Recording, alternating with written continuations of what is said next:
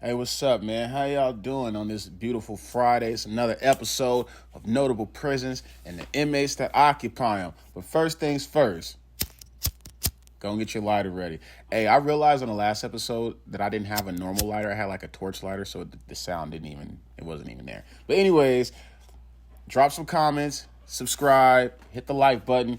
All right, let's get the show on the road. So we're gonna take a trip back east to the USP Lewisburg, which is a medium security prison within the feds in Pennsylvania for male inmates that's operated by the feds. It has, of course, an adjacent satellite camp that's for lower level offenders. USP Lewisburg is in Kelly Township, Pennsylvania, near Lewisburg. It is the central Pennsylvania, 170 miles west of Philly and 200 miles north of Washington, D.C. Initially, let me give y'all some initial history for a young fly player. Initially named Northeastern Penitentiary, USP Lewisburg was one of the 4 federal prisons to open up in 1932. It was designed by Alfred Hopkins. USP Lewisburg had a prison riot in 95. Although started by only 10 prisoners, more than 20 visited the hospital that November 1st, with one prisoner recording multiple broken bones and missing teeth. Many were sentenced to the hole, and over 400 were transferred. The incident thrust the penitentiary into the national spotlight, where it gained much of its current notoriety. A local nonprofit group, the Lewisburg Prison Project, assists prisoners here and in the surrounding areas with issues of conditions and confinement. USP Lewisburg was the focus of the 1991 Academy Award-winning nominated documentary Doing Time, Life in the Big House by filmmakers Alan and Susan Raymond. That's my middle name. The 1 hour-long film described conditions inside the prison and focused specifically on abolition.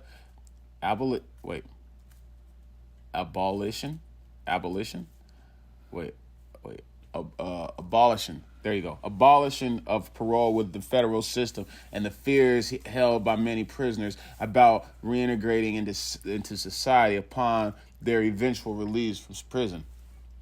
And then, in February 2021, Lewisburg was officially moved from high security to medium security. It will now be the 3rd location within the BOP alongside USP Marion and Terre Haute, where offenders in the CMU will mostly be terrorists and inmates the BOP classifies as security threats, who will be held in solitary confinement for 23 hours a day. The SMU, Special Management Unit, that was operated at Lewisburg is now at USP Thompson, which opened in 2019. Yeah, so y'all know what time it is. Let's get it rolling and let's get to this list, people.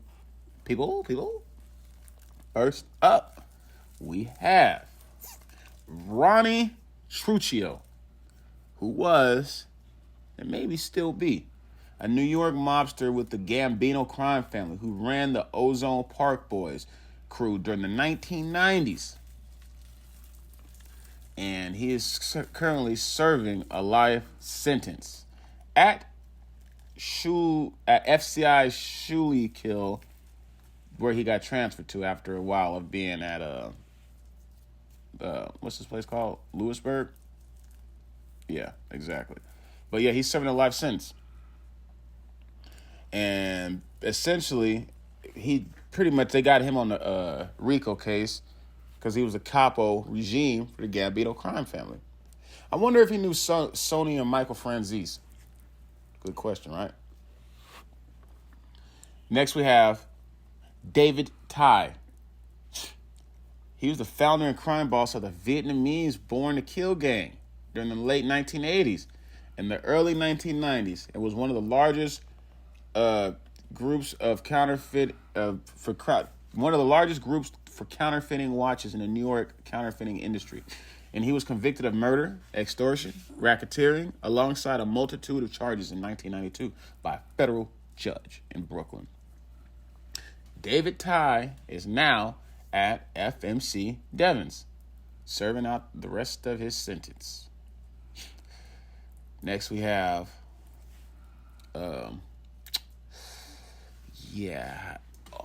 Asil Cardenas Guillen, who was succeeded by Juan Garcia Abrego as a leader of the Gulf Cartel, and he was extradited to the U.S. from Mexico in 2007 and pled guilty to threatening to murder U.S. law enforcement agencies, drug trafficking, and money laundering. So, I'm assuming y'all know how this went, right? They struck bro out, gave him a life sentence with no possibility of parole. Next, we have Edwin Cortez and Ricardo Jimenez, who were Puerto Rican nationalists, convicted in 1981 of conspiracy and other charges for their roles in numerous bombings aimed at achieving independence for Puerto Rico. Now get this. They was held at USP Lewisburg from 81 until 1999. But their sentences were commuted by Jeffrey Epstein's partner, Bill Clinton. Yep, he let him free. Next, we have Abdel Nur, who was convicted in 2012 for conspiracy to commit a terrorist attack at JFK. He served a 15-year sentence at Lewisburg, but then guess what? They gave him the boot and they sent him to Guyana. 2020. Been out there ever since. They didn't smoke him, but they for sure gave him the boot. Next we have Joe Doherty, who was a provisional Irish Republican Army person, a.k.a. IRA, an escapee who fought and ultimately unsuccessfully a 9-year legal battle against extradition and deportation. He was held at USP Lewisburg from 91 until his deportation to the Northern Ireland in 92. Man, being deported would be a shitty situation. And in fact, I have a buddy here. He's Cambodian. And his brother, he's from San Diego. What did Cody get arrested for? He's tried for basically sent back to your own country. Yeah, well, anyways, his brother was basically stealing cars and all sorts of shit. And they sent him to Cambodia. Now he's in, like, the jungle and shit. The dude be sending me pictures on Facebook, right? Of him, like, eating rats and dogs and all sorts of shit. Like, it's crazy to see those images. But it's life out there. But anyways, back to the story. Next we have Kirby Logan Archer, who was found adrift on September 24th, 2007 in a lifeboat under circumstances that triggered suspicion. He hijacked a fishing charter vessel, the Joe Cool, and participated in the murder of the vessel's crew. Get your lighters ready. He's serving 5 life sentences. They chipped him off. It's over for a player. He can't even be a player no more. He got played. Next, we have Andrew Kasperson, who was known as the Wall Street Swindler, and he was transferred to a residential reentry facility in New York City. Andrew Kasper.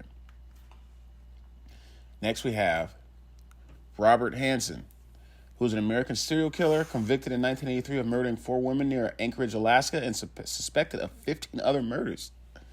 He was held at Lewisburg from 83 until his transfer to a state prison in Alaska in 1988. So, safe to say that his ass is, they definitely chipped him off. Next, we have Roy Gardner, who was a notorious bank robber and escape artist who stole over 350 bands in cash, $350,000, and securities from banks and mail trains in 1920 and 1921. Damn, he served several years of a 75-year sentence in USP Atlanta and attempted to escape in 1926. Yo, You got sentenced to 75 years. You're essentially, your life is over. There's no getting out. Shit, try to escape any way you can at that point. Fuck, I mean, hell. 75 years? You know, if you had like 20 years or something, it's like, all right, bet you're going to come home eventually. But 75 years, bro, like, come on. Unless he committed them crimes when he was like 5 years old or something, that sentence is crazy. Next, we have Willie Aikens. He's a former MLB player convicted in 94 of selling crack cocaine. Oh, he was trapping and he was smacking balls out the park? Well, they released him in 2008 after he served 14 years for trying to be a fucking trapper like this late in his career. Good grief. Next, we have Christopher G. Burke. Christopher G. Burke, who was a bank robber and former FBI 10 most wanted fugitive. He kidnapped bank teller Amy Shaw and her family and then escaped from prison twice before he could be sentenced for his crimes. Several weeks into his sentence, he was transferred here from Leavenworth Federal Penitentiary after a sharp-eyed prison guard caught him trying to escape a third time by hanging onto a laundry truck before it could reach the front gate. Man, that determination is something serious. Well, he's currently serving a life sentence at USP Thompson. Next up, we have Larry Lawton, who was on Vlad TV, who was an ex-jewel thief and organized crime member. Lawton now helps and inspires younger people to stay out of prison and change their life path. He was released in 2007, and he was transferred to USP Atlanta and a whole bunch of others during his federal tour of prisons. Next, we have Steve Reed, who is an American jazz drummer and conscience objector to the Vietnam War, and he was convicted of draft evasion in 1969. Yeah, well, I don't blame him. I wouldn't want to be in no draft either. But he was held in Lewisburg from 69 to 71. Next, we have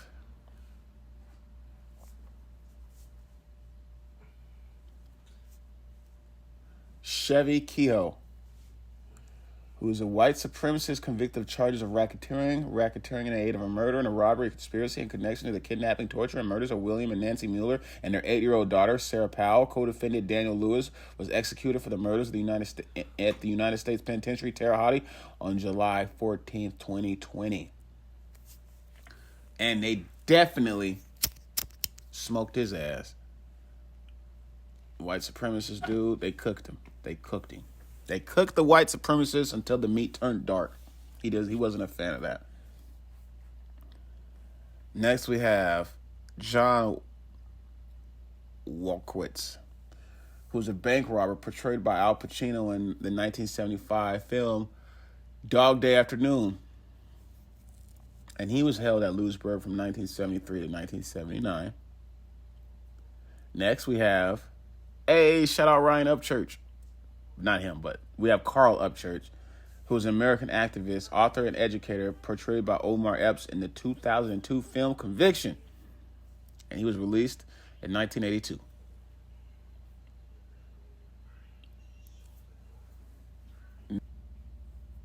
He's the rapper from the Hot Boys, but he's currently at FCI Williamsburg.